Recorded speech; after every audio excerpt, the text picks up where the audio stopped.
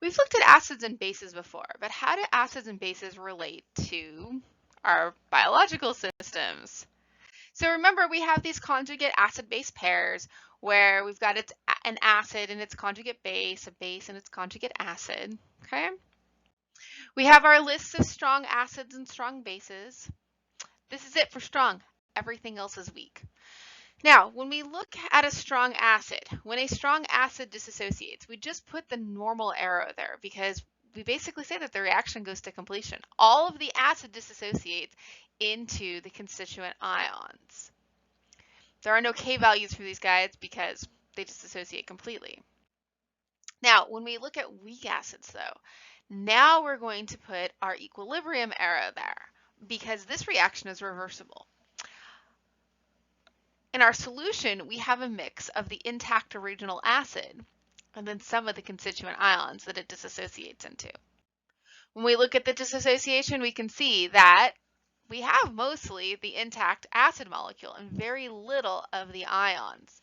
So the acid's the reactant, the ions are the product. So would you expect this to have a large K or a small K? If you said small k, you're correct.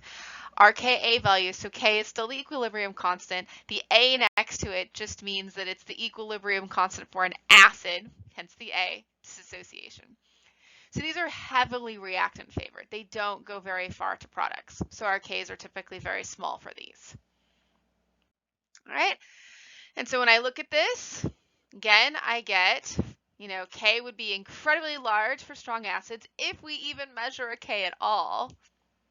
And then our K for our weak acids is very small, less than 1, typically less than 10 to the negative third. And so when we write our K expression, all right, again, we get this Ka because it's acid. One thing to note, we still have our products over our reactants, but what doesn't show up is this right here, the liquid water. The liquid water is there in such an extreme amount that there's no concentration for it to change at equilibrium. It's the solvent. We have tons of it. So the only species that we care about the changing concentration of are the original acid and the ions it splits up into. Water, liquid water doesn't show up in that equilibrium constant.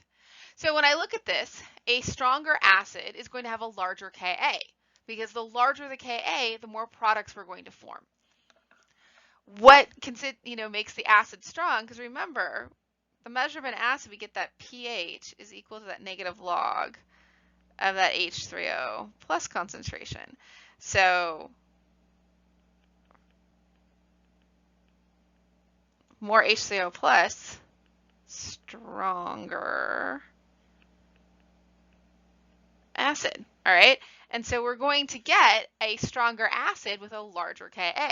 The smaller the Ka, the more the reactants are favored, the less product we're going to make, so the less hydronium ion is going to form, and so our acid is weaker. And so you can see here some Ka values, 10 to the negative 4th, 10 to the negative 5th, 10 to the negative 3rd. Some are even lower, 10 to the negative 7th, 10 to the negative 11th. All right, so these are fairly small. All right, these are all reactant favored. We don't make a whole lot of the ion. Now, I also have this value right here, pKa. Just like with pH, our brains don't really like these teeny tiny exponents. 10 to the negative 4th is hard for our brains to visualize. So how do we get the pKa? Well, the pKa is nothing more than negative log of that Ka value. So to go from the 1.78 times 10 to the negative 4th, I did the negative log of that to get that 3.8. Okay. Now, one thing that is essential to keep everything in equilibrium is maintaining a constant pH. In order to do this, we have to have systems of buffers. So what a buffer does is it contains an acidic component and a basic component. The acidic component can react with any bases added. The basic component can react with any acids added. And so it minimizes the effect of an addition of an acid or a base to the pH. So here's a visual. If I start off with a solution that's pH 5, that's unbuffered, if I add an acid, as you can see, it's going to drop the pH to 2. If I have another sample of that same solution and I add the same amount of base, it's going to jump the pH to 12. Now, let's take a buffered solution at a pH of 5. Well, if I add the same amount of acid that I added to the unbuffered solution, now my pH only goes to 4.98. If I add the same amount of base that I added to my unbuffered solution, instead of going up to 12, my pH only goes to 5.02. So our buffers are going to minimize the effect that the addition of acids and bases have on a particular system. All right, so we have to have an acidic component that can react with hydroxide and a basic component that can react with hydrogen or hydronium. And so where our conjugate acid-base pairs are important is buffers are typically composed of a conjugate acid-base pair of a weak acid or a base. So a common buffer is an acetate buffer. So the acidic component here, so for an acetate buffer, it's going to be acetic acid, okay, and acetate anion. Because if I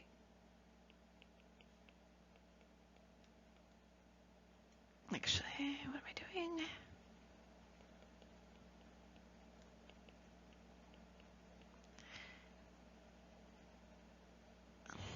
Okay, I'm going to get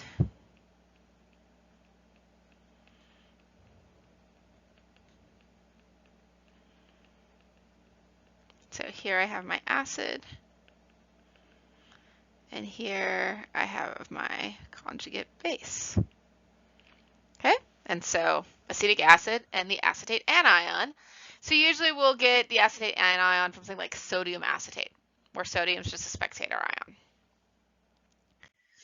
Okay, and so I would mix it with acetic acid and my sodium acetate, and I would get my buffer solution. Now, to make a good buffer, we have to think of this thing called a buffer capacity. So the more concentrated we are, the greater the buffer capacity. So if I only have a little bit of the acid or a little bit of the conjugate base, it's going to get consumed relatively quickly. But if I have a higher concentration, I can add more of an acid or a base without consuming my original buffer. Okay? The pH is distinct from the buffer capacity, but we're going to see that the pH of a buffer in relation to the pKa is pretty important. We have the highest capacity when we start with equal concentrations of the acid and the conjugate base, or the base and the conjugate acid. And then when we get a buffer that has a pH that is equal to or near that pKa value of the acid component, we have the best buffer capacity. So this is all related to this right here, the Henderson-Hasselbalch equation. So we get this crazy thing that turns into this bottom thing right here. This pH is equal to the pKa plus the log of the basic component concentration over the acidic component concentration. Okay, so I said that we get the best buffer capacity when the acid and the base are equal to each other, and when we get the pH is equal to that pKa. So what happens is, let's say I have my basic component has a concentration of 50, and my acid component has a concentration of 50. So what I'm going to get here, so I'll get this pKa plus log of 50 over 50, which gives me the pKa plus log of 1. Well, the log of 1 is 0. So then this comes to pH equals pKa when I have a perfectly equal mix of both my acid and my base components. All right. So when I look, I've got a pH range where the buffer acts effectively. So this is when I have my acid and my base components in a 10-to-1 or 1-to-10 ratio with each other. So if I have 10-to-1, I get log of 10 is plus 1, and 1-to-10, log of 0.1 is minus 1.